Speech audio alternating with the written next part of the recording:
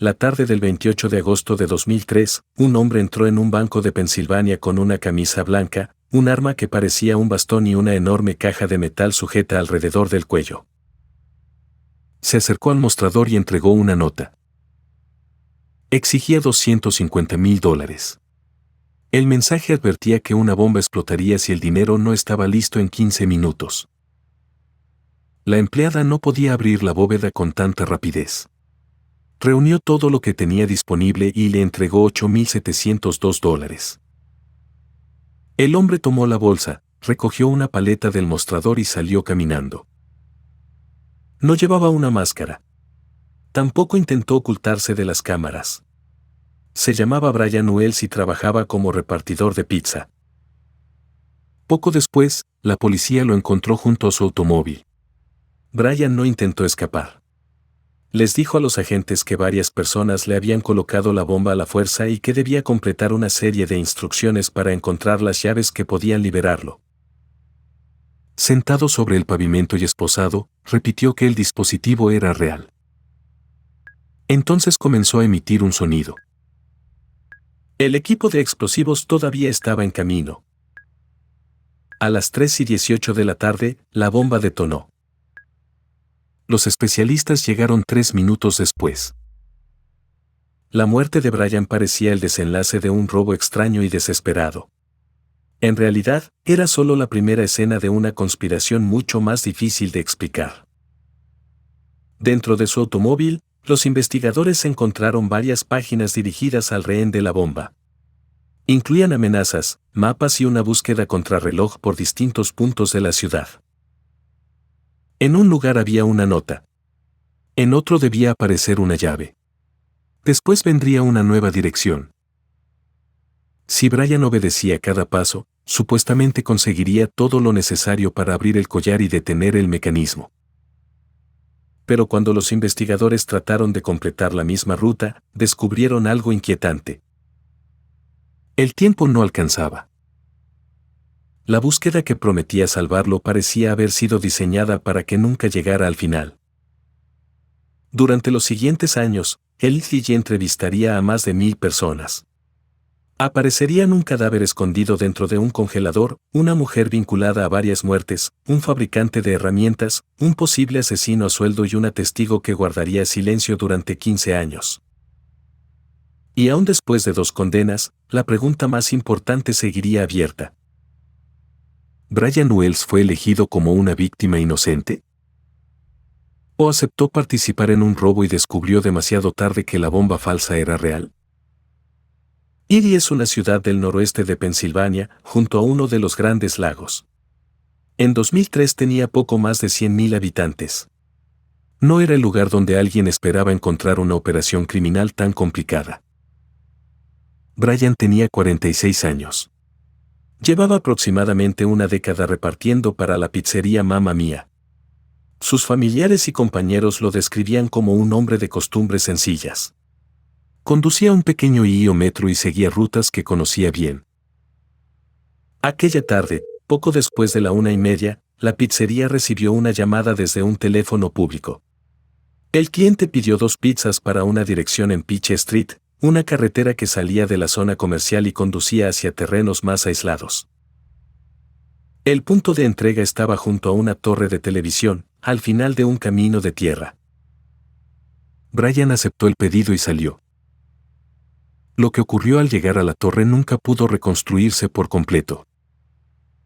Según la conclusión posterior de los fiscales, Brian conocía una parte del plan. Habría aceptado representar el papel de un rehén durante el robo, creyendo que el artefacto sería falso. Las notas y la búsqueda servirían como coartadas si lo detenían. Pero en algún momento, el engaño cambió. El dispositivo que le colocaron alrededor del cuello no era una imitación. Era una bomba funcional. La familia de Brian rechazó esa versión desde el principio. Para ellos, nunca había aceptado participar. Había llegado con 2 pizzas y había sido sometido por personas que lo esperaban. Ambas versiones coinciden en algo.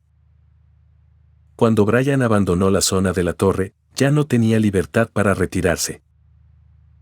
Alrededor de su cuello llevaba una estructura metálica que funcionaba como una gran esposadora. De ella colgaba una caja de hierro. También recibió un arma artesanal construida con madera y metal, diseñada para parecer un bastón. Dentro de su vehículo estaban las instrucciones. Primero debía entrar en el banco PNC del centro comercial Summit Town. Tenía que exigir $250,000 y advertir que el dispositivo explotaría en 15 minutos. Después del robo, debía dirigirse a un restaurante McDonald's cercano. En el jardín, debajo de una piedra colocada junto al letrero del servicio para automóviles, encontraría el siguiente mensaje. Brian siguió la ruta. Entró en el banco aproximadamente a las 2:20 de la tarde. Esperó su turno y entregó la nota. Durante varios minutos permaneció frente al mostrador mientras la empleada trataba de reunir el dinero. Las cámaras muestran una escena extrañamente tranquila. Brian incluso tomó una paleta y comenzó a comerla mientras esperaba. Esa calma sería utilizada más tarde por quienes creían que conocía el plan. Sin embargo, también podía ser la reacción de un hombre intentando obedecer exactamente lo que le habían ordenado. Salió con $8,702, una cantidad muy inferior a la exigida. Condujo hasta el McDonald's, encontró la piedra y recogió otra nota. El nuevo mensaje lo enviaba más al sur, hacia una zona boscosa donde debía buscar un recipiente marcado con cinta naranja. No llegó.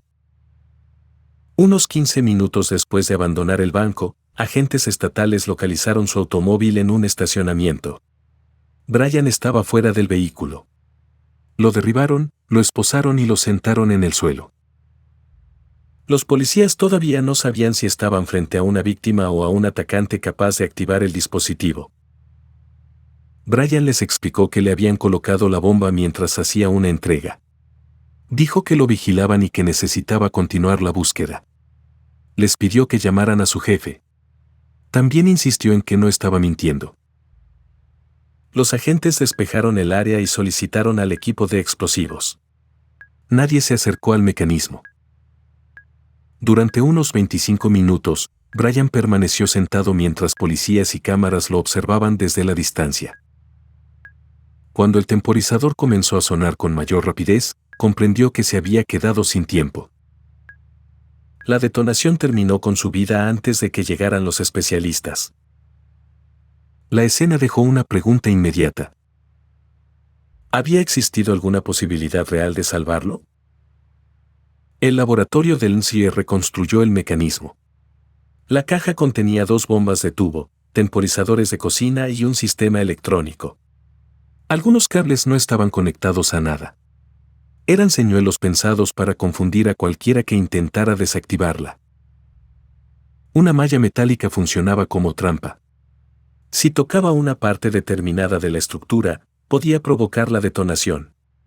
El aparato completo pesaba entre 10 y 15 libras y había sido construido con herramientas de taller.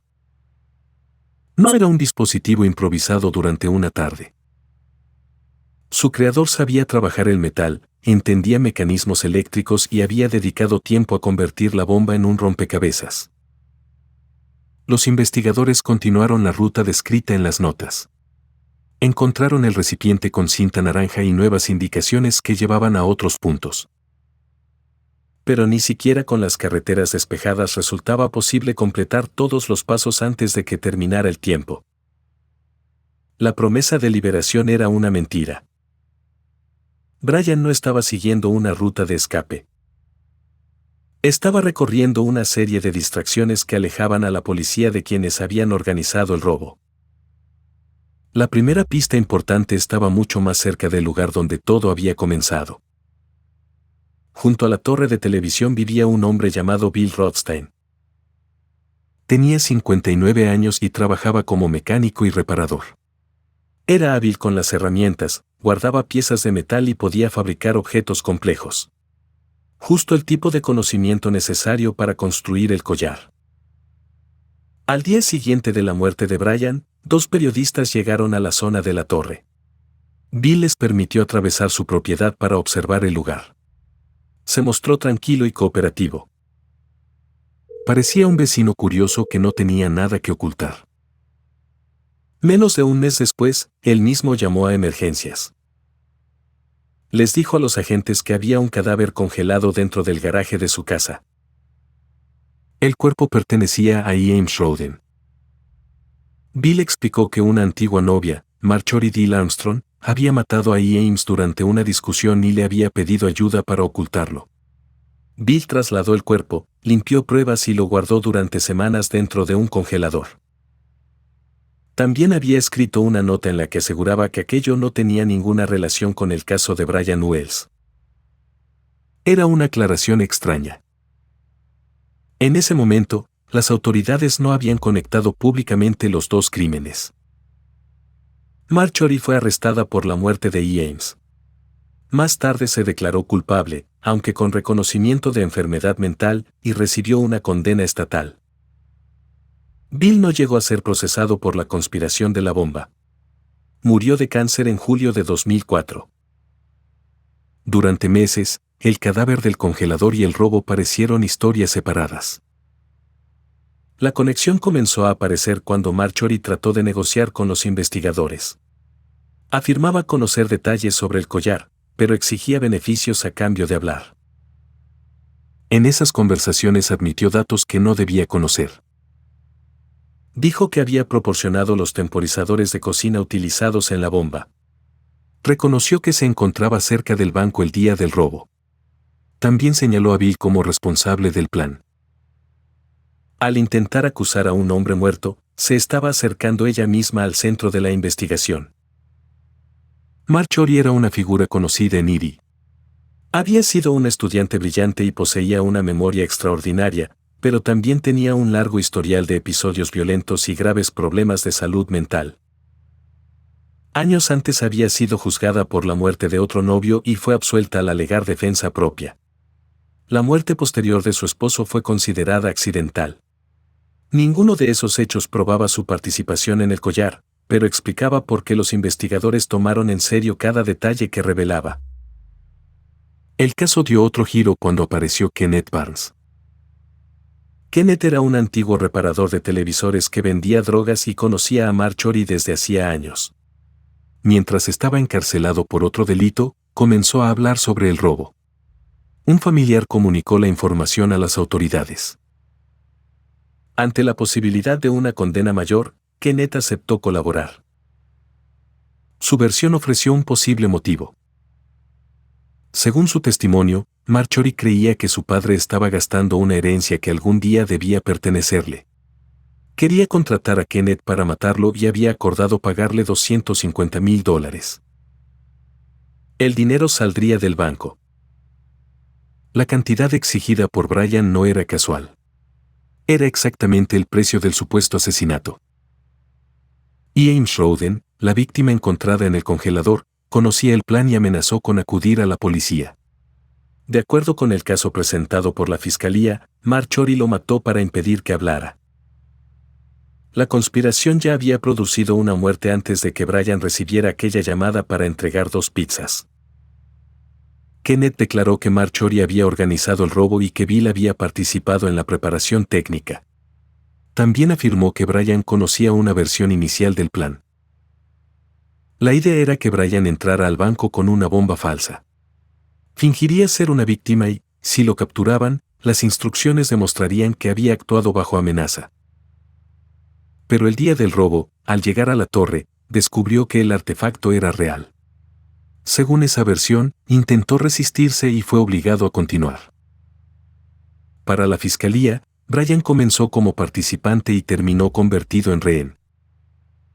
En julio de 2007, casi 4 años después del robo, las autoridades acusaron formalmente a Marjorie y a Kenneth. Kenneth se declaró culpable y recibió una condena de 45 años, reducida posteriormente por su colaboración. Marjorie decidió ir a juicio. Durante el proceso, varios testigos declararon que ella había hablado del caso y revelado detalles que no eran públicos. Kenneth volvió a señalarla como la persona que había puesto en marcha el plan. En noviembre de 2010, el jurado declaró a Marjorie culpable de robo bancario, conspiración y uso de un dispositivo destructivo. Fue condenada a cadena perpetua y murió en una prisión federal en 2017. La justicia había identificado y castigado a 2 participantes. Pero una condena no resolvía todas las contradicciones. Marjorie tenía el motivo. Bill poseía las habilidades para construir el artefacto. Kenneth conocía a ambos y ayudó a explicar el plan. Sin embargo, cada uno tenía razones para mentir. Marjorie culpaba a Bill, que ya no podía defenderse. Kenneth colaboraba para reducir su propia condena. Bill había llevado a la policía hasta un cadáver, pero había negado cualquier relación con el collar hasta el día de su muerte. Y Brian no sobrevivió para contar lo que realmente ocurrió junto a la torre. Su familia nunca aceptó que hubiera participado voluntariamente. En 2018 apareció otra versión. Jessica Hupsik, una mujer que conocía a Brian y también tenía vínculos con Kenneth, afirmó que había entregado el nombre y el horario de Brian a cambio de dinero y drogas. Según ella, buscaban a una persona fácil de intimidar. Jessica aseguró que Brian no sabía nada del plan antes de recibir el pedido. Pero había guardado silencio durante 15 años, y un antiguo agente federal advirtió que su credibilidad era difícil de comprobar. Su confesión apoyaba a la familia de Brian, aunque llegó demasiado tarde y sin pruebas suficientes para cambiar oficialmente el caso. Existe otra posibilidad. Quizás la persona presentada como autora intelectual no controlaba todos los detalles. Un investigador retirado del LSIC que estudió el caso durante años consideraba que el verdadero arquitecto podía haber sido Pete Haddock. El perfil del constructor parecía describirlo: un hombre reservado, hábil con máquinas y herramientas, acostumbrado a guardar materiales y orgulloso de fabricar objetos complejos. Además, Bill vivía junto al lugar donde colocaron la bomba. Había ayudado a ocultar otro asesinato. Y cuando llamó a emergencias para revelar el cadáver, incluyó una frase que parecía diseñada para dirigir la investigación lejos del caso Wells. Tal vez Marjorie aportó el motivo y los contactos, mientras Bill diseñó el mecanismo y la búsqueda. Tal vez los dos se utilizaron mutuamente.